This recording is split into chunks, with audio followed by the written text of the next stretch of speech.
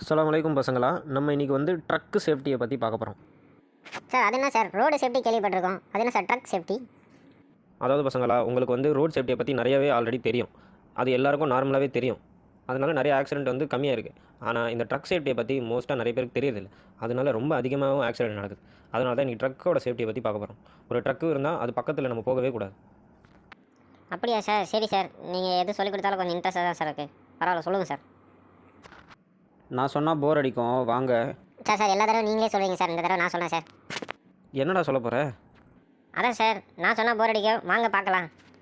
தம்பி, உனக்கு ஸ்கிரிப்டில் என்ன இருக்கோ நீ அதை மட்டும் தான் பேசணும். எக்ஸ்ட்ரா டைலாக்லாம் பேசக்கூடாது.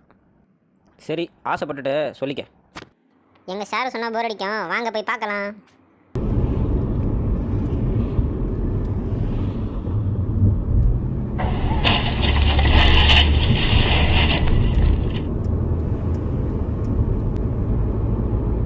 சார் வீடியோவில் ட்ரக்குக்காரன் தான் சார் மிஸ்டேக் பண்ணுற மாதிரி தெரியுது. இதில் என்ன சார் கற்றுக்கணும்? இன்னும் வீடியோ முடியல தம்பி, முழுசாக பாருங்கள். இப்போ பாருங்கள், அவங்க காட்டுறாங்க. ட்ரக்குக்குள்ளே இப்படி தான் தெரியும். முன்னாடி எதுவுமே இல்லை, சைடில் பார்க்குறாங்க, சைட்லேயும் எதுவுமே இல்லை, இந்த சைடு பார்க்குறாங்க, இந்த சைடும் எதுவுமே இல்லை. ஓகேவா? எதுவுமே இல்லை ட்ரக்கு உள்ளேருந்து பார்க்கும்போது. ஆனால் இப்போ இறங்கி பார்த்தா ட்விஸ்ட் இருக்குது. அதான் பாருங்கள், அந்த வண்டிக்கு சைடில் இவ்வளோ பேர் நின்றுக்கிட்டு இருக்காங்க. அந்த வண்டியில் உட்காந்துருக்கும்போது தெரியாது. முன்னாடி ஒரு குழந்தை வேறு இருக்குது, அதுவும் நம்ம உள்ளே இருக்கும்போது தெரியல.